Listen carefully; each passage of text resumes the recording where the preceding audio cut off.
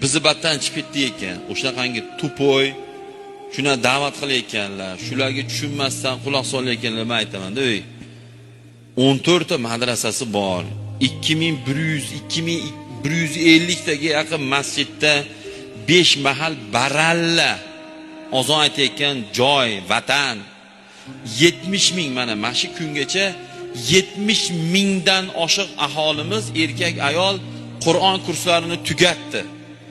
70 ming, bu arab davlatida ham bo'lmaydi bunaqa.